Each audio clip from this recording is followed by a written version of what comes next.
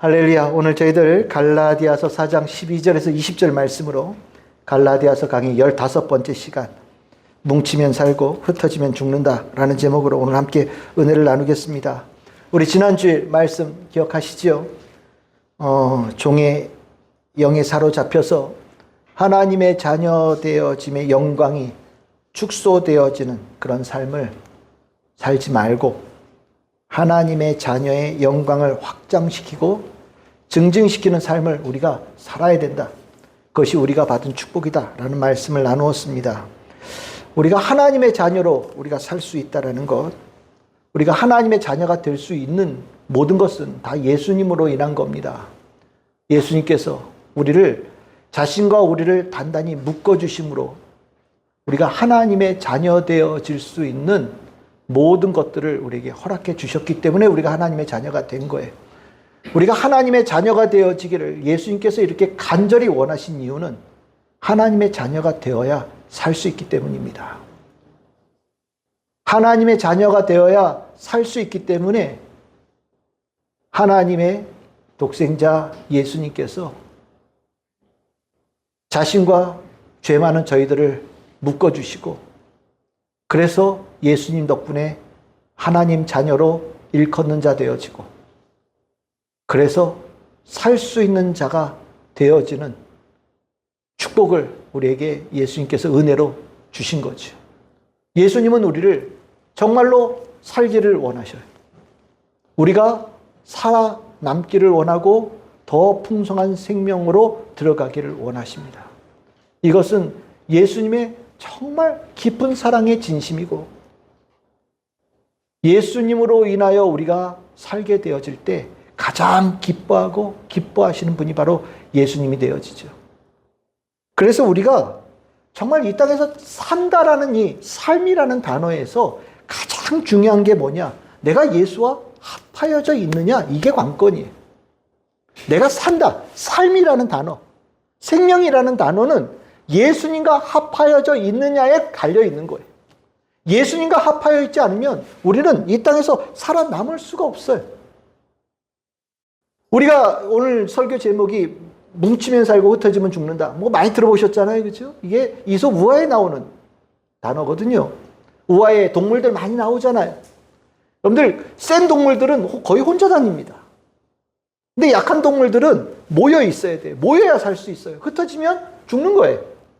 그러니까 맹수들은 언제나 뭉쳐있는 약한 무리들을 막 흩죠. 그래 하나 떨어지면 이제 먹이가 되는 거예요.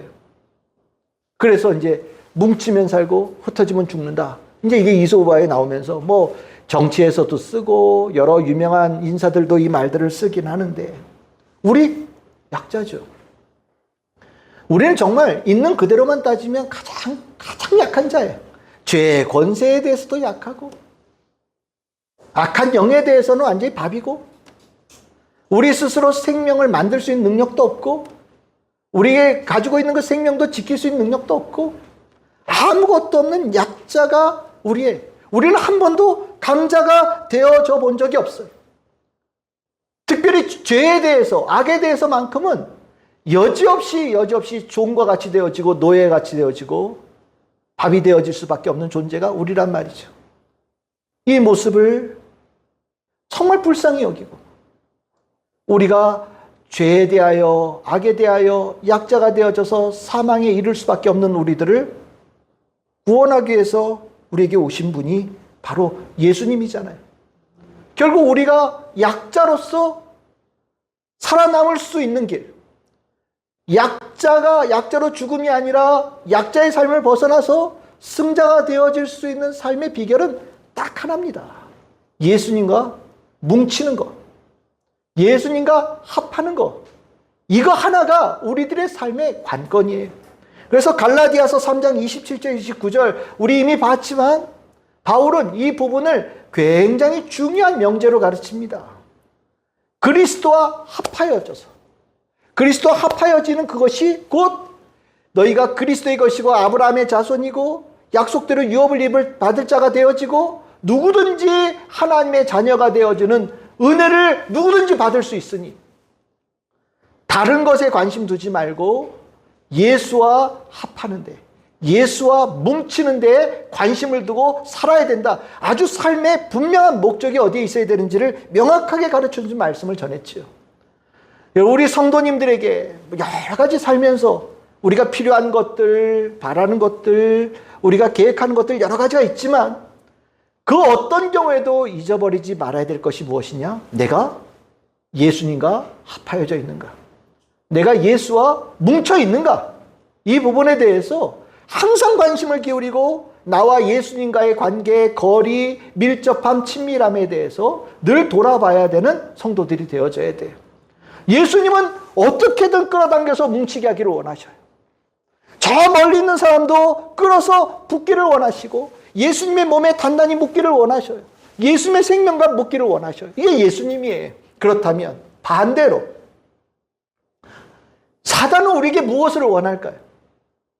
예수님은 묻기를 원하지만 사단은 반대로 정반대의 일을 도모해요.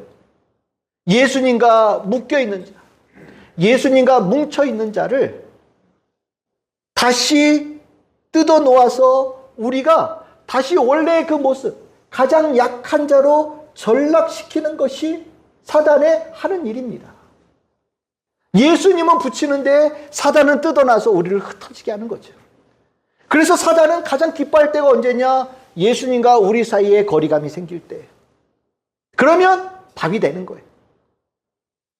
그러면 우리는 그 사단을 이길 수 있는 능력이 없어서 죄의 종으로, 악의 종으로, 사망의 존재로 전락되어지는 거죠. 그래서 이 사단은 우리가 틈만 보이면 어떻게 하면 예수님과 우리 사이를 갈라놓고 흩어지게 할까에 대해서 관심을 기울여요. 예수님도 사단이 이런 의도가 있다는 것을 너무나도 잘 알고 계셨습니다. 그래서 마가복음 14장 27절에 보시면 예수님께서 제자들과 마지막 식사하실 때거든요. 그리고 이제 십자가를 지러 가실 일이에요. 그런데 이제 제자들에게 말씀하시죠. 너희가 나를 다 버리게 될 것이다.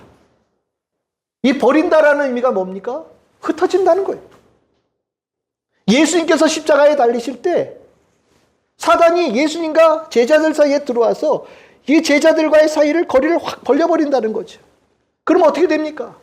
제자들이 예수님의 십자가에 가까이 가는 것이 아니라 예수님을 따라가는 것이 아니라 예수님 있는 곳에 제일 멀리 있는 곳으로 떠나버린다라는 거예요. 이게 버린다라는 겁니다. 사단이 그렇게 너희들에게 할 것이다라고 말씀하고 계셔요. 그렇지만 이 뒤에 이제 나오는 말씀을 보시면 하지만 내가 너희들을 또 찾아갈 것이다. 너희들이 간 곳에 내가 먼저 가서 너희들을 기다릴 것이고 너희들을 만나줄 것이고 사단이 아무리 흩어뜨려도 내가 너희들을 다시 찾을 것이다 라는 말씀들이 뒤에 이어지는데 사단이 하고 있는 일들이 이렇다라는 건 우리가 분명히 알아야 됩니다. 사단은 흩어지게 해요. 예수님은 우리를 붙잡으시지만 사단은 예수님에 대하여 우리가 손을 놓게 하거나 예수님과 우리를 떨어지게 하는 것이 사단의 일이라는 거죠. 그래서 우리가 어떤 일을 볼 때 영적으로 분간할 때 이게 성령의 역사냐 사단의 역사냐라는 것을 구분할 때 이게 아주 중요한 기준점이 되어져요. 예수님과 단단하게 뭉치게 하는 것은 성령의 역사예요.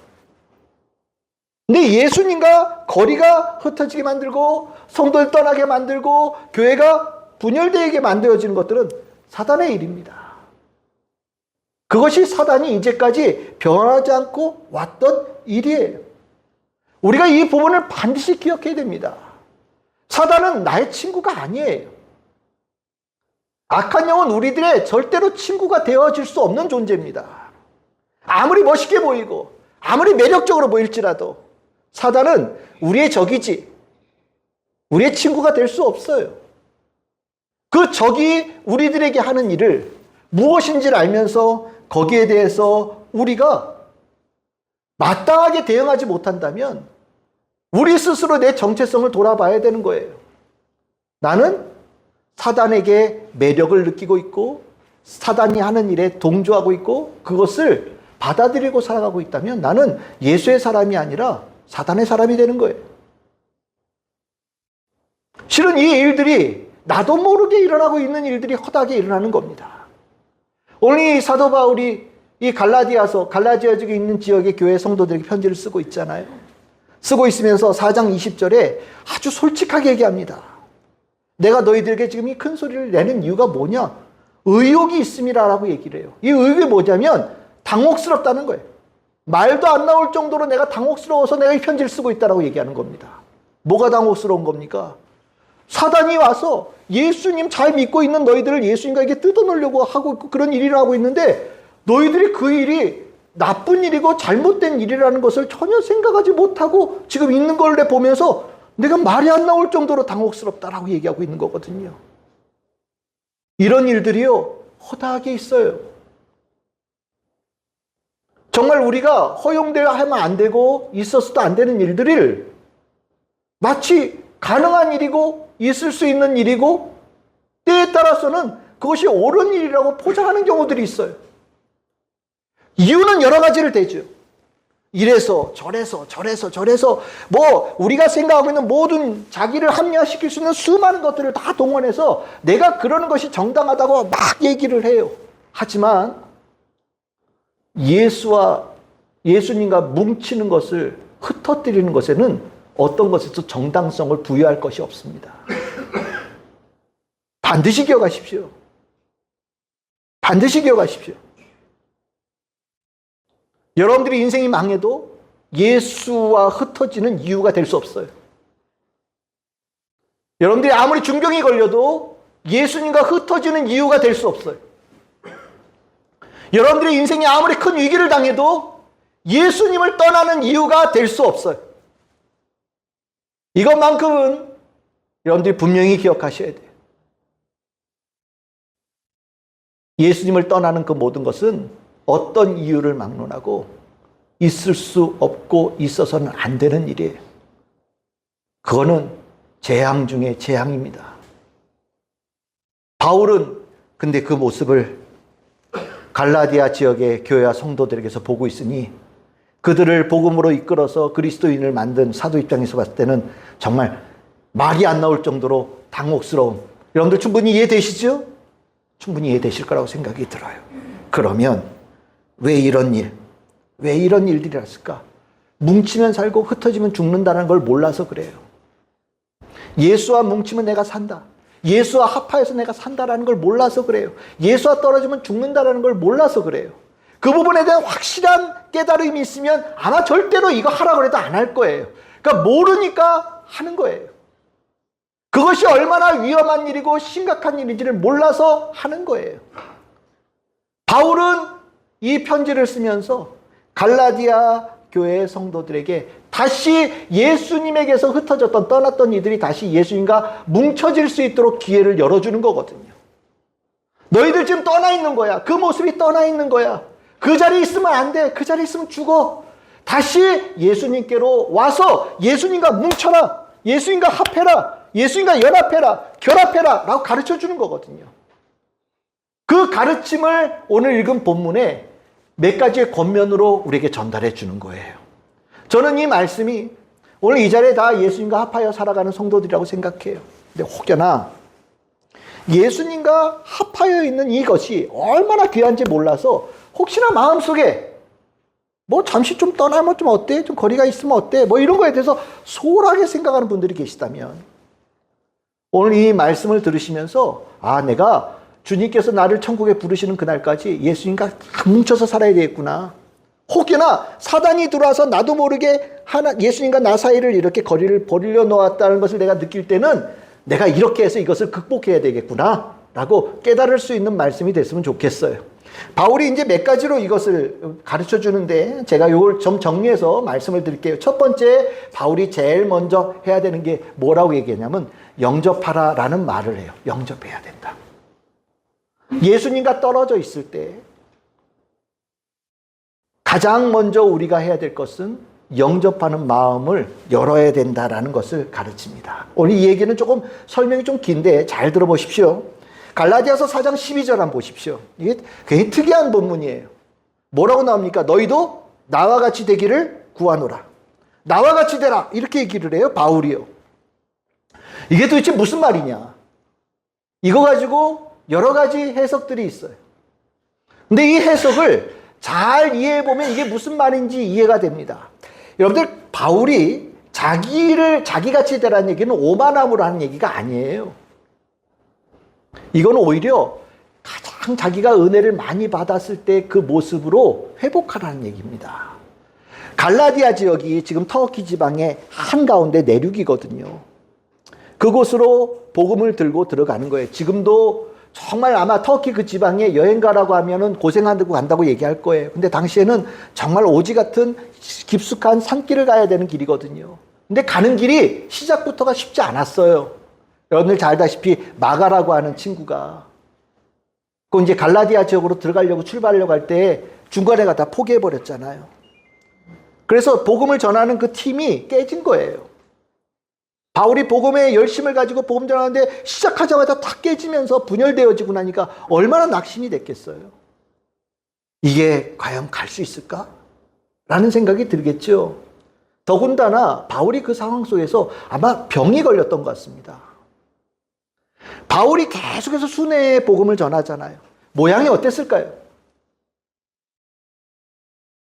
먹지도 못하고 제대로 씻지도 못하고 그치요? 쉬지도 못하고 그렇지 않아도 바울의 외모가 그렇게 훌륭하지 않았다라고 기록되어 있거든요.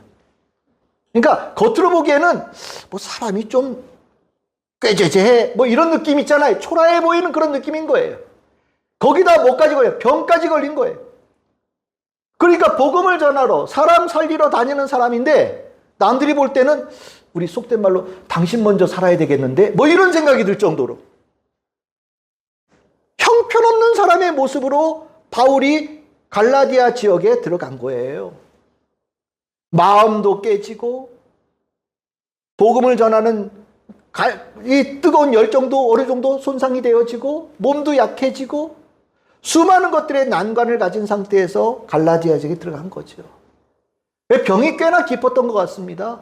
고린도후서 12장 7절에 보면 평생에 가시를 안고 있었다라고 얘기를 하거든요. 이 가시가 뭐냐? 라고 얘기를 할 때 이제 뒤에 오늘 읽었던 본문에 보면 너희들이 나에게 눈이라도 빼어주었을 것이다 라는 얘기 나오잖아요. 그래서 안질환이 굉장히 심각했던 것 같다라고 그냥 보통 추정하는데 이게 안질환 때문에 얼굴의 모양까지 훼손되어질 정도로 큰 병이었다라고도 얘기를 합니다. 어쨌든 바울은 심각한 상태에서 들어간 거예요. 누가 보더라도 이쁜 모습이 하나도 없어요. 그런데 갈라디아 지역에 들어갔더니 그 지역에 사는 이들이 바울을 맞이하는데 깜짝 놀랐습니다. 겉으로는 아무 모습이 없는데 바울을 특별한 존재로 맞아줬어요.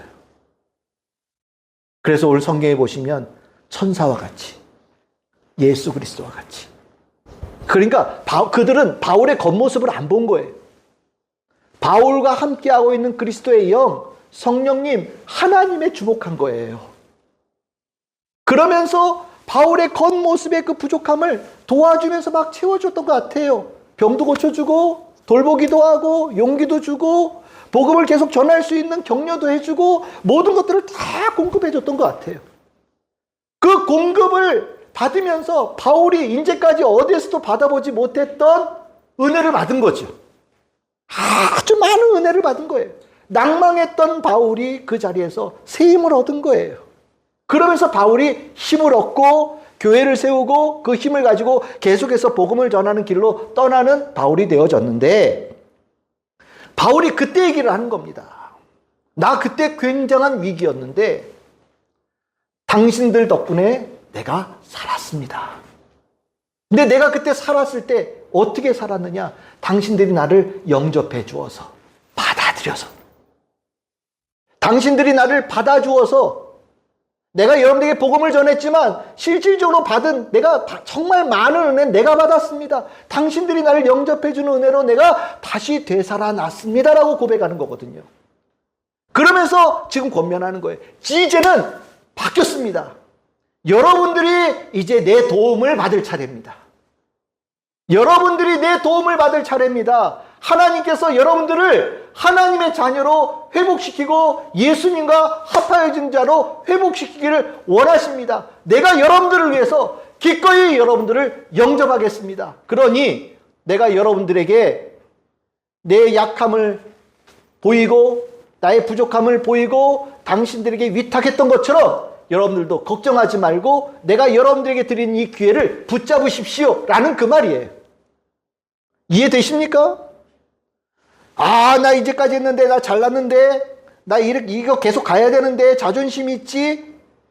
그러지 말고, 잘못되어진 것을 깨달았을 때, 주님께 주신 은혜의 기에 손길을 붙잡아서 다시 회복할 수 있는 새로운 전기를 마련하라고 가르치는 거예요.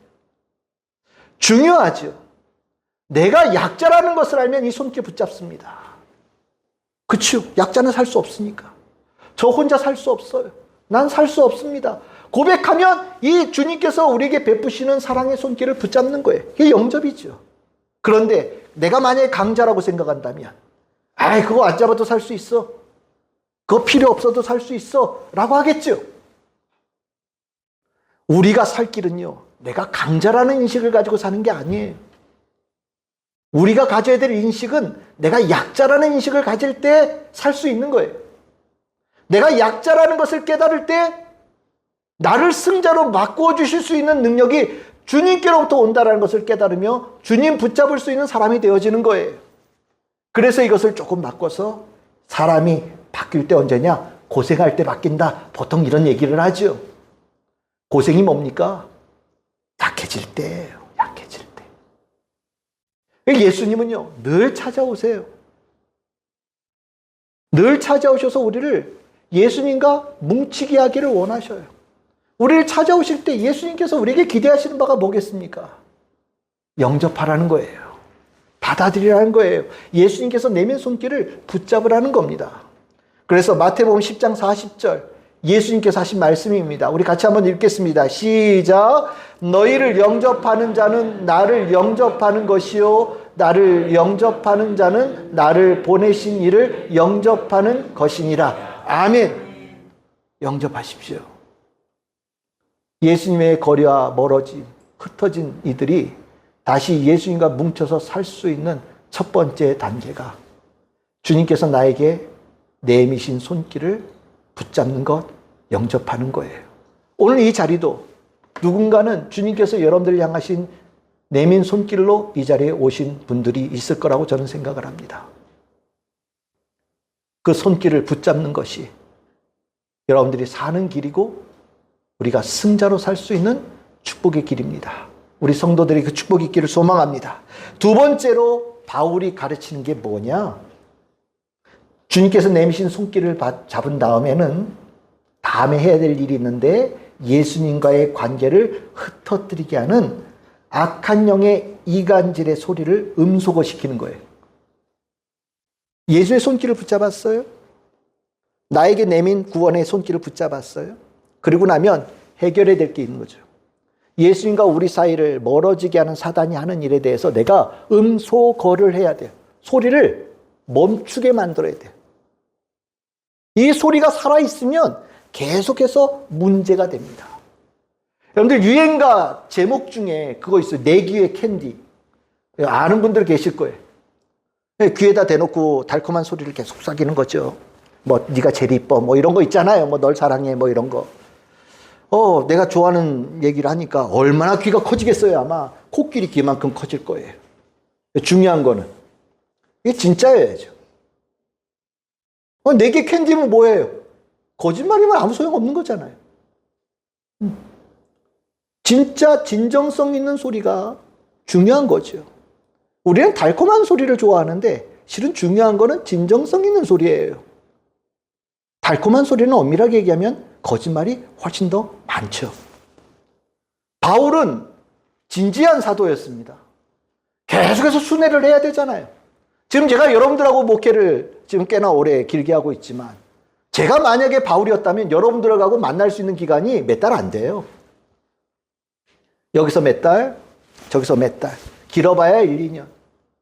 1, 2년 동안 제가 여러분들 다시 또 볼 수 있을지 없을지 몰라요. 제가 받은 은혜, 제가 알고 있는 하나님에 대한 말씀, 진리를 여러분들에게 그 몇 달 동안 다 쏟아붓고 가야 되는 거예요. 여러분들 세워놓고 가야 되는 거죠. 그러니까 바울은요, 마음이 늘 급해요. 여기 만난 성도들은 다 귀하죠. 이 성도들 다 잘 세워야 되는 거예요. 그런데 여기서 끝날 게 아니에요. 아직 못 들은 사람들이 있잖아요. 그러니까 여기서 가르치지만 마음은 내가 또 다음번에 어디를 가야 될까? 그 길을 바라보고 있는 거예요. 그러니까 한마디를 해도 헛말을 할 수 있는 시간이 없는 거예요. 진지하게 한마디라도 제대로 가르쳐야 되는 거죠. 그러니까 아마 바울은 굉장히 진지한 사도였던 것 같아요. 그런데 참 이 사단이 그 좋은 것도 나쁘게 쓴단 말이에요. 바울의 진지함은요, 귀한 겁니다. 주의 종이 진지한 거는 정말 그건 축복이에요. 그런데 그 좋은 거를 사단이 들어가면 어떻게 됐냐? 아, 사람이 재미가 없어. 사람의 말이 뭐 이렇게 세? 아예 사람이 어떻게 사람의 기분을 못 맞춰? 이런 식으로 그걸 둔갑시키는 거예요. 사단이 들어가서 하는 일들이 그런 거예요. 그 일들을 실질적으로 갈라디아 지역에서 일어난 겁니다. 갈라디아 4장 16절 17절 내가 너희들에게 한 말이 참된 말이다. 그런데 사단이 그 말을 듣는 사람들에게 뭘로 하냐? 원수가 되게 하는 말로 들리게 만들었다는 거예요. 그들이 너희들에게 열심을 다하지. 그 열심, 너희들에게 좋은 일을 하려고 하는 것이 아니라 너희들을 이간시키려고 열심을 내는 거다. 좋은 거를 나쁘게 들리게 하려고, 관계를 멀어지게 하려고, 예수 그리스도와의 관계를 흩어뜨리려고 열심을 내고 있다는 거예요. 여기 이간이 나오죠. 이간이 뭡니까? 못 들어오게 막고 물리치는 거예요. 영접과 정반대입니다. 영접은 받아들이는 거잖아요. 이간은 못 받아들이게 배척하는 게 이간이에요. 다 튕겨내는 거예요. 뭐든지 좋은 거든 뭐든 다 나쁜 걸로 튕겨내게 만드는 게 이간이거든요. 사단이 그 일을 하고 있다는 거예요. 그래서 지금 갈라디아 지역의 교인들이 예수와 흩어지고 바울이 전한 복음을 의심하게 되는 일들이 일어났다라고 가르치고 있는 거거든요. 우리 영적 전쟁 이런 얘기들을 잔혹 쓰기도 하는데 그 포인트가 뭐냐? 가장 중요한 포인트는 뭐 사단과 맞서서 칼 들고 싸워라. 그게 제일 처음일 것 같죠? 아니에요. 사단이 일으키는 이간에 대해서 막는 것이 영적 전쟁에 가장 앞서 있는 겁니다. 실질적으로. 사단이 우리에게 이 치고 있는 이 막을 깨트려 버리는 것이 실은 영적 전쟁에 우리에게 중요한 문제예요. 사단의 이간질에 당하면 당해낼 사람들이 거의 없어요. 사단의 이간질이 얼마나 강하냐? 여러분들 하나님 앞에서도 하잖아요. 욥기 보십시오. 하나님 앞에 그렇게 올바르게 선 욥을 사단이라는 존재가 하나님 앞에 가서 욥이 까닭없이 하나님을 경외할 것 같습니까? 라고 참소할 정도로 이 이간질이에요. 사단이 원래 그런 존재예요. 사단이 이런 전술을 가지고 있어요. 이간질을 시킨단 말이죠. 이간질을 살려놓으면 우리는 예수님의 손을 잠깐 잡을 수는 있는데요. 좀 있다가 예수님 손 잡은 게 후회가 살짝 들어오기도 하고 너무 세게 잡으면 손해볼 것 같다는 생각도 살짝 들기도 하고 쥐었다 놨다 쥐었다 날까 하는 뭐 이런 생각도 들기도 하고 수만 가지 생각들이 들기 시작하는 거예요. 거렵게 잡았는데 사단은 손가락을 하나씩 도로 놓게끔 만드는 일들을 계속해서 공작을 하거든요. 그래서 바울이 얘기해요. 너희들이 주님께서 주신 기회 손길을 붙잡았다면 이제는 너희들에게 있는 사단의 전술이 이간질을 깨달았다면 그 소리를 음소거시킬 수 있는 자가 되어야 된다라고 가르치는 거예요. 여러분들 아무리 좋은 소리 들어도 나에게 악영향을 끼치는 소리를 끊지 못하면 언젠가 반드시 탈이 나게 됩니다. 우리 안에 이 본성이 있기 때문이에요. 그러면 이 문제를 음소거를 어떻게 시키느냐? 사단이 일으키는 음소거를 시키는 방법은 간단합니다. 여러분들 안에 있는 말로는 사단의 이간질을 음소거 시킬 수 없어요. 왜냐하면 우리 안에 있는 악의 본성이 사단의 그 본성과 맞닿아 있는 부분이 있거든요. 무슨 소리입니까? 그럴듯해 들려요. 우리가 안에 의심이 있단 말이에요. 근데 사단이 의심을 부추겨요. 그럼 어떻게 돼요? 귀가 번쩍 들려요. 그래서 세상에서 쓰는 게 음모론이에요. 음모론 너무너무 잘 통합니다. 왜? 우리 안에 의심이 있으니까. 결국 이 음소거를 시킬 수 있는 방법은 내 안에서 스스로 나오는 것이 아니라 바깥에서 들어와야 돼요. 바깥에서. 그 바깥에서 들어오는 게 뭐냐면 성령의 충만, 하나님의 말씀, 사단의 소리보다 더 크게 하나님의 말씀으로 채우는 과정이 있어야 나를 하나님과 나 사이를 예수님과 나 사이를 이간질시키는 이 소리가 음소거가 되어집니다. 중요한 거예요. 그래서 여러분들 지금 본문 나오죠. 에베소서 1장 16절 19절. 바울이 에베소 교인들을 위해서 기도할 때 날마다 난 이렇게 기도한다 라고 얘기하는 거예요. 저는 여러분들을 위해서 이렇게 기도합니다. 뭐라고요? 성령님이 너희에게 함께 하셔서 너희들 가운데 하나님의 은혜로 충만해지기를 내가 바란다. 내가 늘 기도하는 거다 라고 얘기해요. 이게 무슨 소리입니까? 사단이 이 교회에 들어가서 이간질 시키는 것이 아예 근원적으로 차단되어지도록 오직 성령님으로 충만한 에베소 교회가 되어지기를 난 날마다 기도합니다라고 기도하는 거거든요. 이게 답이에요. 우리가 하나님의 말씀을 읽고 하나님의 말씀에 묵상하고 그것을 품어야 된다고 왜 그렇게 얘기하느냐? 그것이 끊어지면 여러분들은 나도 모르게 사단의 이간질에 넘어가 있어요. 불신이 생기고 불만이 생기고 의심이 생기고 내가 하고 있는 신앙에 대해서 효용성이나 그것에 대한 가치에 대해서 물음표를 찍게 된단 말이에요. 이건 굉장히 불행한 일로 이어지는 거예요. 사단의 일에 넘어가는 겁니다. 오늘 읽었던 본문에 다시 보시면 갈라디아서 4장 16절과 18절 대표적으로 똑같은 말을 들었는데 앞에 16절은 사단의 이간질에 넘어갔을 때 어떤 반응이 나옵니까? 원수가 되게 만들어요. 그런데 18절을 보면요. 똑같은 말을 듣는데 어떻게 됩니까? 좋은 것으로. 언제나 좋은 것으로. 만족하는 것으로 그 말씀을 듣는 자가 되어지는 거예요. 다르지 않아요. 이거 딱 하나예요. 사단의 이간질의 소리에 음소거가 되어졌을 때 하나님의 말씀 성령의 충만함으로 채워졌을 때 일어나는 반응이 18절이란 말이에요. 저는 우리 참 즐거운 교회 성도들이 성령의 충만하여서 예수 그리스도와 완전히 뭉쳐지는 성도가 되기를 소망합니다. 우리가 그것을 정말로 내가 살 길이라고 생각한다면 여러분들 하나님 말씀 묵상하고 읽고 그것을 내 심령에 채우는데 소홀히 하지 않을 거예요. 내가 살 길이 이거라고 생각한다면. 여러분들 병원 가서 여러분들 병에 걸렸다라고 얘기 듣고 의사가 처방해 주는 약 받으면 얼마나 열심히 드십니까? 열심히 드시죠?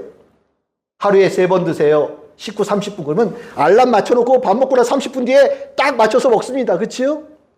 쫙 열어놓고 하루에 오늘 3봉지 먹어야 돼. 그러면 열심히 먹잖아요. 왜? 살려고. 정말 우리가 삶이라는 단어에서 필요한 것이 무엇이냐?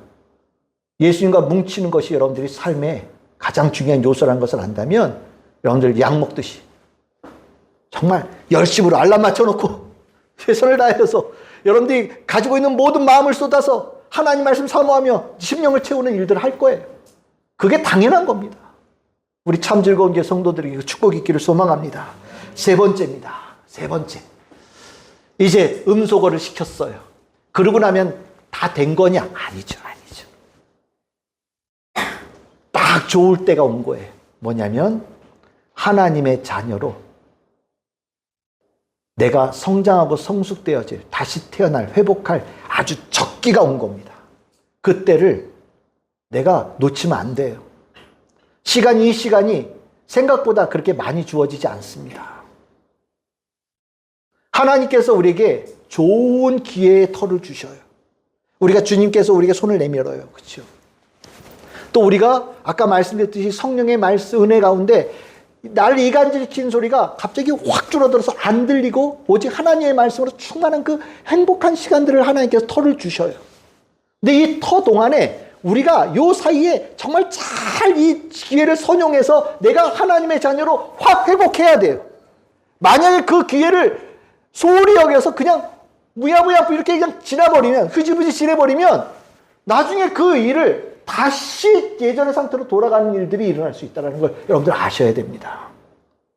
바울은 음소거 시키고 난 다음에 내가 너희들에게 중요한 역할을 해줄 테니 힘을 내거라고 가르쳐요. 갈라디아 4장 19절 봅시다. 뭐라고 나옵니까? 나의 자녀들아 너희 속에 그리스도의 형상을 이루기까지 다시 너희를 위하여 해산하는 수고를 하고자 한다 라고 얘기를 해요. 이 말씀 잘 이해하셔야 됩니다. 여기 자기가 뭐라고 갈라디아 교회 성도들에서 바울이 뭐 했다고 얘기합니까? 해산하는 수고다 이렇게 얘기를 해요. 처음에 만났을 때 이들은 예수님 몰랐어요. 그래서 바울은요 그들을 그리스도인들, 그러니까 다른 말로 하면 하나님의 자녀로 태어나게 하기 위해서 자기가 마치 뱃속에 이 갈라디아 지역에 있는 성도들을 품고 그들을 다시 출산하는 것 같은 일을 했다라고 얘기를 해요. 목회자의 마음이죠. 처음에는 그렇게 했어요. 그런데 이제 그 기회를 한번 받았었는데 지금 놓쳤잖아요. 하나님의 자녀의 영광을 지금 잃어버리려고 하잖아요. 근데 이제 다시 너희들이 그 기회를 잡을 수 있도록 내가 도와주고자 한다라고 얘기해요. 그래서 앞에 다시라는 단어가 나오는 거예요. 근데 여기 보시면 그리스도의 형상이라고 나오잖아요. 이 그리스도의 형상을 품은 사람이 누굽니까? 이 그리스도의 형상이 어디에 있어요? 너희 속에 있다라고 얘기를 해요. 갈라디아 지역의 성도들 안에 바울이 이전에 이미 가르쳐주고 예수님의 은혜로 세워진 그리스도의 형상이 내재되어져 있다라는 거예요. 그 내재되어져 있는 그 그리스도의 형상을 이제 누가 출산해야 되는 거예요? 갈라디아 지역의 성도들이 힘을 내어 출산을 해야 되는 거예요. 바울은 뭘 하는 사람일까요? 조산사 역할을 해주겠다라는 거예요.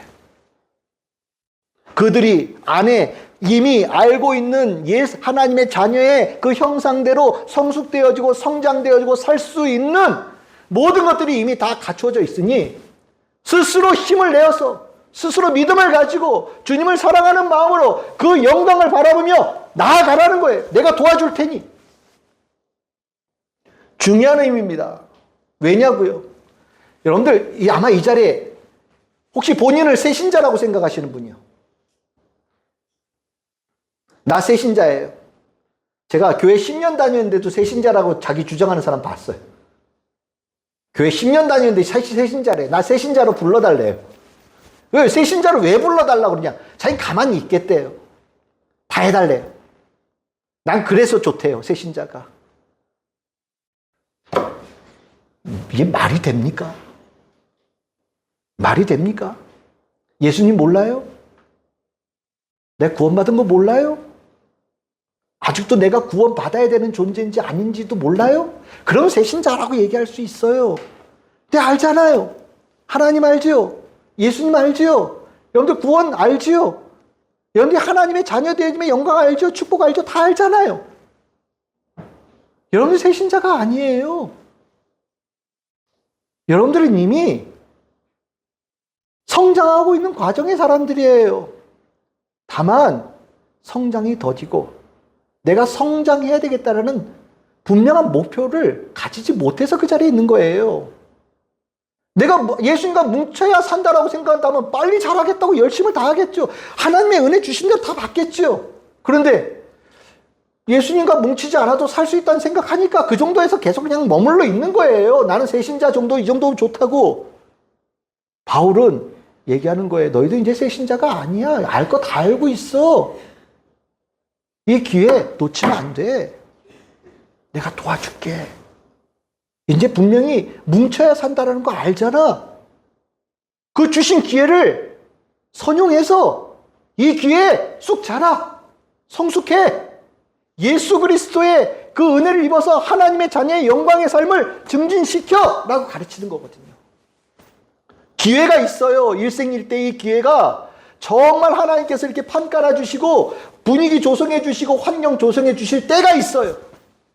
그래서 우리가 은혜 받을 때라고 얘기하고 축복받을 때라고 얘기하고 성장할 때라고 얘기하죠. 그 기회의 때를 잡는 사람이 영적으로 깨어있는 사람이에요. 하나님께서 오늘도 누구에게 그 기회를 주고 계시고 또 오늘도 누구에게 그 기회의 털을 열어주셔서 이 자리에 계실 수도 있다고 저는 생각합니다. 우리가 예수님과 뭉쳐야 산다라는 이 명제를 반드시 기억한다면 바울이 이 갈라디아 지역의 성도들이 가르친 이 가르침은 여러분들 머릿속에 마음속에 깊이 새기셔야 돼요. 주님은 관심은 주님과 우리가 딱 붙어있는 거거든요. 그래야 사니까. 우리 살리기를 원하시는 그 아버지의 마음, 어머니의 마음과 똑같아요. 애가 막 아파서 죽어갈 때 내 피라도 뽑아서 주고 내가 가지고 있는 모든 거 다 줘 살리고 싶잖아요. 예수님께서 그 마음으로 우리에게 오시는 거거든요. 그래서 합하고 뭉치고 내가 너 붙잡을게 놓지 마라 라고 막 계속 격려하시는 거거든요. 저는 우리 참 즐거운 교회 성도들이 뭉치면 살고 흩어지면 죽는다. 그 앞에 예수님이 있겠죠. 예수님과 뭉치면 살고 예수님과 흩어지면 죽는다. 이 명제를 머릿속에 딱 기억하시고